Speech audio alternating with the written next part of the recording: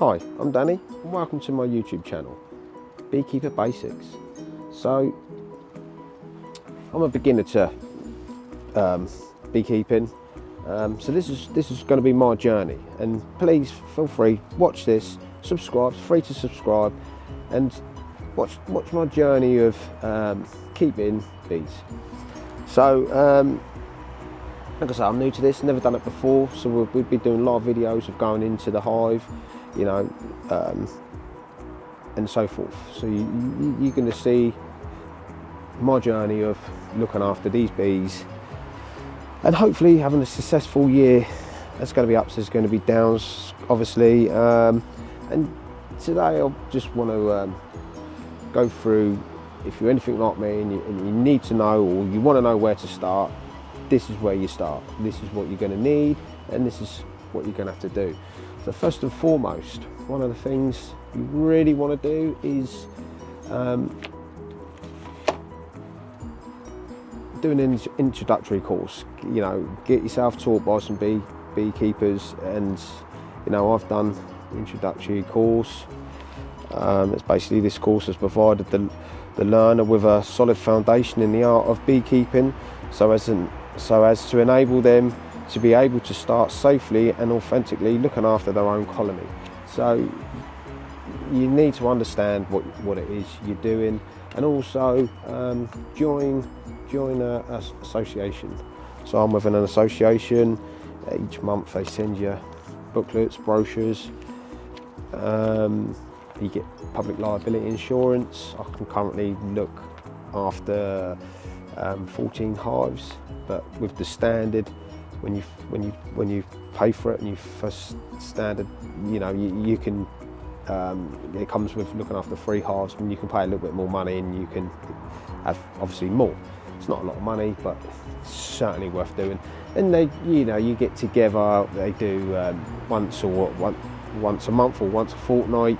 They get gatherings and you meet up with different beekeepers, and they discuss different things like queen rearing and swarming and sort of things like that. And obviously, you know, it's a group of people, group of beekeepers, and you know, you learn a lot of info from them. They're possibly there to help you.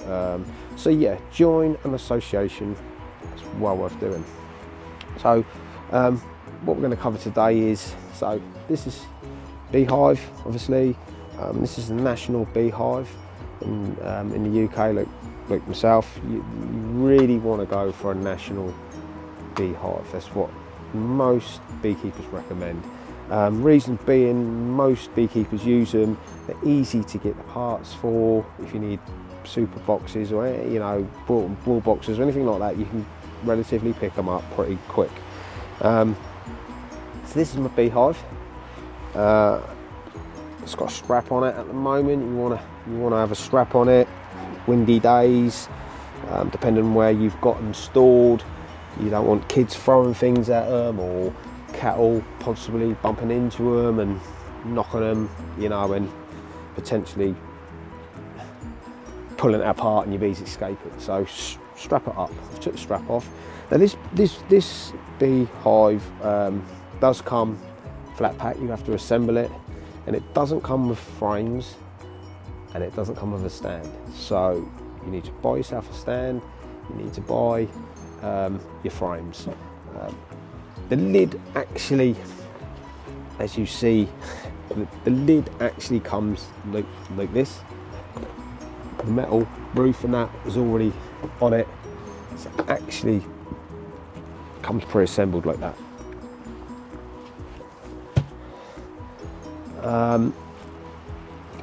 We'll go through the hive, talk you through what we've got on this hive. So, crown board, feeder holes. So you put your tub of fondant or whatever you have to feed your bees. Will go on there. Bees come up from below and they will feed out of whatever it is you've got on there, whether it be fondant or sugar syrup. Crown board. So this is your super, and this is basically where your bees are going to start making your honey. And you know, depending on how well your hive progresses is how many of these you're going to store on top. And these are smaller than the brood box being the very bottom one. These are smaller for the simple fact that when these are full up with honey and bees, you've got to lift them off to get to your brood box at the bottom to check your queen. These start getting heavy. So this is one of the reasons why they're smaller than your brood box where your queen lives. Obviously, when you buy this this hive, if you bought this particular one, and this particular hive that I've got is an Easy Bee hive, and it's cedarwood as well. So get a cedarwood one. If you live in the UK, don't go with a pine because we have such awful weather. It won't last you long. So go for a cedarwood. If it's going to cost you more money, obviously, but if you can afford it, get yourself a cedarwood. So what we have frames in these. These have already got the foundation, wax foundation on them. Yeah, so get yourself the frames, and this gives them a head start because you've got the wax foundation in there already. So yeah, you have to buy these. This hive doesn't come with these. So yeah, comes with 2 supers, as you can see. Caught up in the strap there. 2 supers.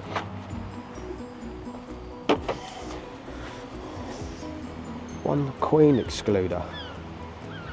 This is your metal plate. It'll stop your queen coming up through your hive into your super boxes where you've got your honey being sorted. So this is your brood box. I say this is where your queen will live. Oh, just drop the frame out of there. This is where your queen's going to live in. It's a bigger box. It's bigger, so they've got more room. And this one you're not going to be lifting on and off. So this is why this is bigger. This is where your queen will live. And it currently holds 11 frames. 11 of these. And I've currently bought what's called a nucleus, and that's from Honeybee Happy, I think I've bought it from. And it will come with a nuclear box. It's a small box, and it'll have 6 frames in there, and it'll have, obviously on them frames, it'll be honey and be brood and eggs and so forth, and it'll have the queen and it'll have X amount of bees, and you introduce that to this hive. Also on this hive, it's obviously your entrance. As you can see, big, small, well, not at all. In winter, in the summer, sorry. And it also comes with a Verona checkboard. Now, when the bees are in this hive, this Verona checkboard won't be in, so it will just be a mesh open bottom. Obviously, nothing can get up there and nothing can get out because of the size of the mesh. And then every few months, you put this checkboard in, and you check for Verona mite. And your Verona mite will fall through your hive and it'll fall onto this. And depending on how many you got in there will deter whether you need to do anything with it. And separately it comes with a stand. Again, you have to make the stand, but that's separate. You have to buy yourself a stand. You've got to get it up off the floor. You don't want it obviously on the floor. You need to get it up off of the floor. And we'll just put this back together. Because say, it's the entrance. Brood box. It's your first box, which your queen lives in, and your worker bees and so forth. And when you start adding supers on, is when you start adding your queen excluder. So that'll go on there. and that will stop your queen coming up into your super boxes where your honey will start getting stored, because you don't want her up in there, because she will start laying eggs in your honey. Some beekeepers don't bother with queen excluders, most do. So you know, there's lots of different ways, but we're running with the basics here. You want to keep your queen excluder on there. So with this going back together now, and obviously if your hive's doing really well, you might start adding more supers on, more honey. I do have 2 of these hives. I just haven't got the other one out here at the moment. The other one's in the garage. So I do have 2 of these. So you really want to run a spare hive if you're running one, and you've got things to hand. You can use bits of it if need be, or if your colony's gonna maybe think about swarming or whatever, you might want to introduce bees into it straight away. Not straight away, but you've got it there. You know what I mean? You need a backup, in a nutshell. So if you're running one, or if you're running 2 or 3, it's always good to have another empty spare hive. Recommendations. So that's a cedarwood easy bee hive. And obviously what comes with the hive, you're going to need the tools. So we'll have a run through of the tools that I've got. And I've got these in a toolbox. As you can see, this is the toolbox. So I've got all this in a toolbox. I'll show you. Let me just spin this around.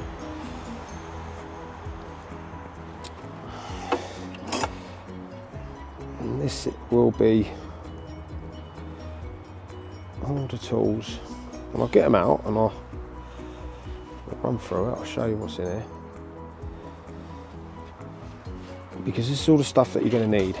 So you're going to need smoker, obviously, smoke your bees. Don't really ever want to go into your beehive without a smoker. You're going to be asking for trouble.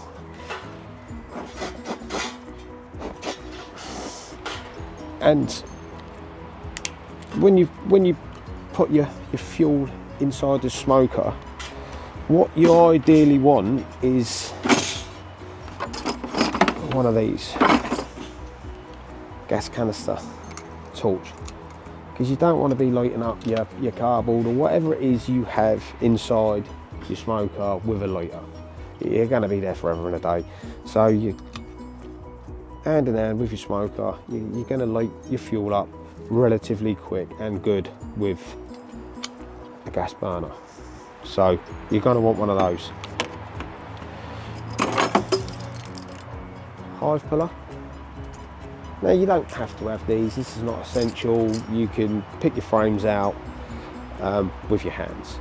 And just a tip for you guys, and this is all stuff that you would learn if you've done your course like I did. When you pull your frames out and you got your bees on them, don't start walking around, around your hive with them, over here or over there with your bees on it, because you might drop your queen. You never know, you might drop your queen on the floor, then you might stand on her and you're going to be queenless. You don't want to do that. So when you pull your frames out, keep your frames, when you're checking your bees and you're checking your brood and so forth, keep your frame over the hive, just in case something happened. In worst case scenario, your bees are going to fall back into your hive, aren't they? Yeah. So this is a hive puller, a frame puller. So you go in, grab your frame, pull it out, and you can hold it like that. Not essential. Yeah. It's a good little tool.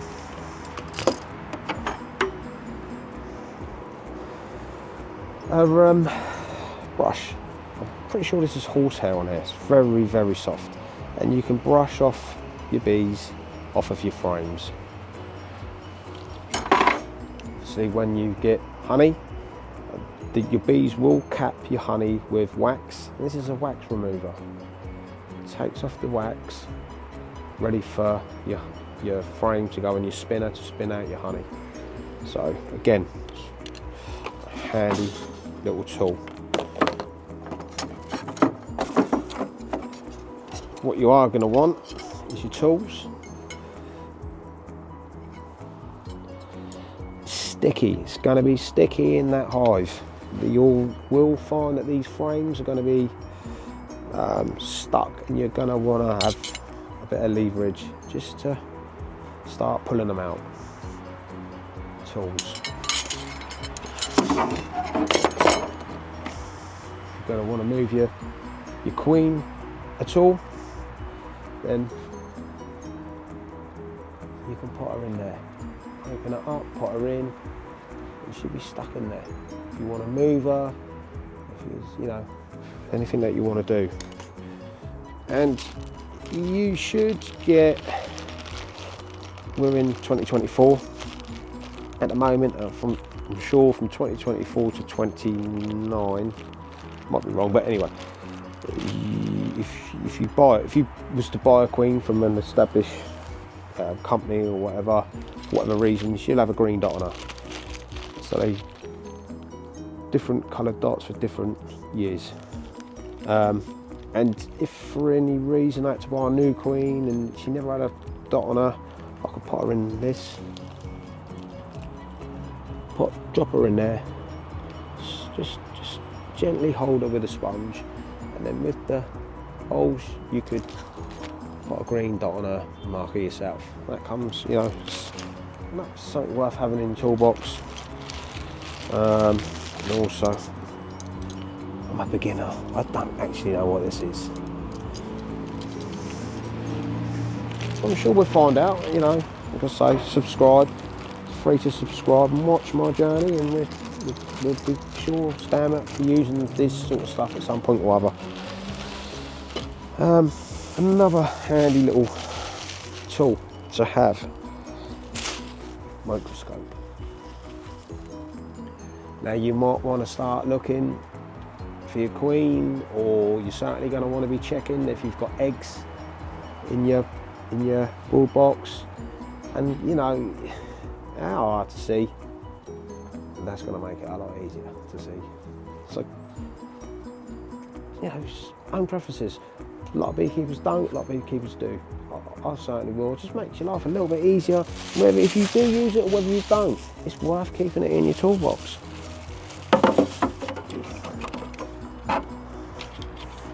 Again, I'm not 100% sure what these are called, but what it is you put it on your hive, and if you want to relieve bees from your super boxes because you want to harvest your honey and you need to get them off, these bees will walk through this. They'll walk through, so they walk and they can't get back. So this helps get your bees out of your super boxes, ready for when you're harvesting. So again, yeah, get them in your toolbox. You're going to need them at some point.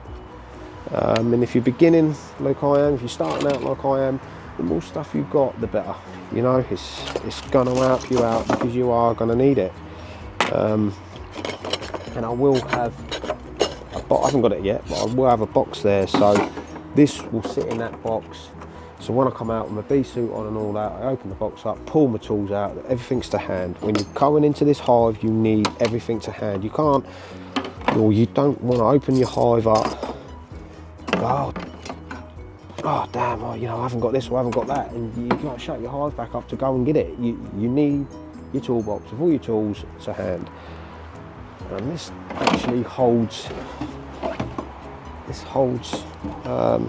designed to hold a frame in there. Quite a nifty little toolbox that. Like I say, I'll have a box here, and that will be in that box. Other things that you're going to want is, this is a sugar syrup feeder. Again, your bees, you put it on top of your crown ball where the holes are, where I showed you before. Your bees will come up through this centerpiece. They'll come up there and they will sit around this outside part, and this basically was on there. And all the time this is full up with your sugar syrup, that will stop them from going in and drowning. And you will, well I certainly will be, when I get my nukes, I'm pretty sure I'll have to help feed them for a few weeks maybe, until they're actually really bringing in, you know, the queen's laying more eggs, and they're getting bigger, and then they will feed themselves. We won't need this, but get yourself sugar syrup feeder. You're going to want it. And also in the winter, you know, when your colony's downsized, you're going to want some baker's fondant. Now I probably don't need this right now because we're going into the summer, not the winter. But get it anyway, you know, store it. If you've got it, you've got it. You never know when you're going to need it. That's a big pack of it. Also, coming into the winter, put that onto your entrance. It will stop predators like mice entering your hive. So yeah, mouse excluder. Get yourself a couple of them if you've got a couple of hives. You've got it to hand, it's ready. And obviously what you do want is your suit. So what I've currently got, and I've done the research, many different suits, and this is an Oz Armour triple layer.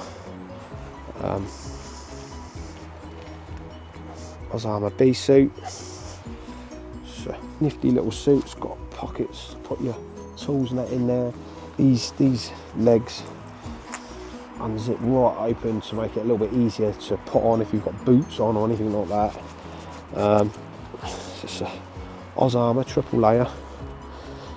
You're going to get stung, of course you're going to get stung, but you know, don't get me wrong, a lot of beekeepers only wear the valves, they don't actually have the full suit, but personal preference, I have a whole suit. And this comes with 2 valves, so that's one. That's probably the one that I will be wearing.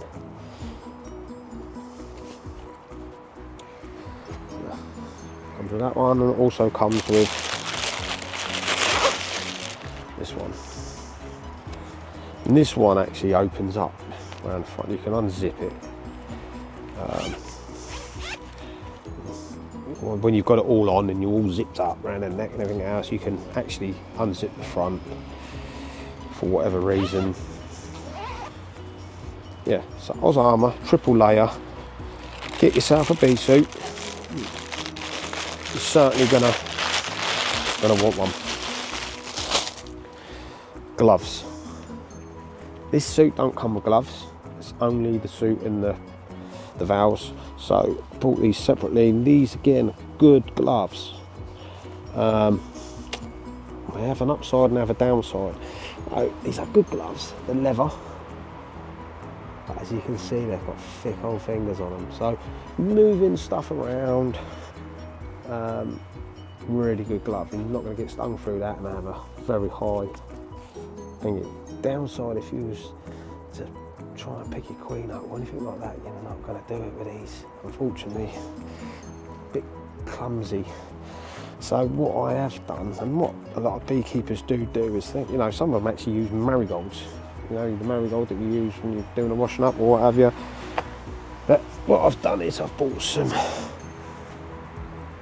but I probably will change these, because what I have done is they're only, they're not like a marigold. They haven't got that long part that's going to go up your sleeve. But you can double up on these to out with a sting. You will get stung through these. 100% you're going to get stung through these. But you can pop 2 of them on, you know, over double lay. And you will, if you needed to pick your queen up, you're certainly going to do it, aren't you, with these on? A lot of beekeepers use these, but they do have the higher risk. you know, bees getting in there. At least if you have to hire one like the marigolds, you've maybe got elastic band or something around it, stop them bees getting in there. But you would definitely see me wearing these. These are going to help tremendously in certain jobs where these clumsy things are not going to work. So I think we've pretty much covered the basics. Your hive, your equipment, and get yourself, you know, you're always going to be learning, and hopefully you learn a lot from me with this and what I do. Get yourself some books. This came when I'd done the course. They actually gave me this book. Get yourself some books. I'd say a good book I bought, Amazon, Beekeeping for Dummies. It's a really good book. A lot of info in there. Really will help you out. Get yourself and have a good read up. You know, the more you know, the better you will be. The easier it will be. Yeah. So tools, hive, suit, feeders, mouse excluder, all irrelevant stuff that you're going to need. And I'll just quickly show you around my area. I only have the one hive in there at the moment. My second one's in the garage. I could probably easily fit, at a guess, about 6 hives in here. What I have done is introduced flowers, something for the bees to, not only my bees, other bees. You know, we all know bees love pollen. I've had a few bumblebees flying around on these actually as I've been out here. Yeah, hanging baskets, and little kits made with these. So seeds in there growing. And what you do want to do is have, this is a bird bath, and what I will do is put lots of stones in here, so the bees will sit on the stone, for instance, and drink, whereas at the moment, like that, all they're going to do is drown. So we'll be filling that up with stones. And also what I have done is I've put on a hosepipe attachment. It's in the summer, this will evaporate, obviously, and I don't want to come in here, put my suit on to fill this up. So I've done a hosepipe attachment the other side of the fence, attach my hosepipe and fill it up. You know, it's just, it will help out. Again, you don't have to do these particular things, but it just makes life a bit easier for the bees and yourself. Bees will travel up to 3 miles, they will find their food, they will find water, but if you can help them, innit? You know, so I reckon I could get about 6 hives in this area. So yeah guys, this is my journey, and it'll be tremendous if you could follow the journey. Like I say, subscribe, it costs you nothing to subscribe, follow, watch, and we'll do this together. Ciao for now.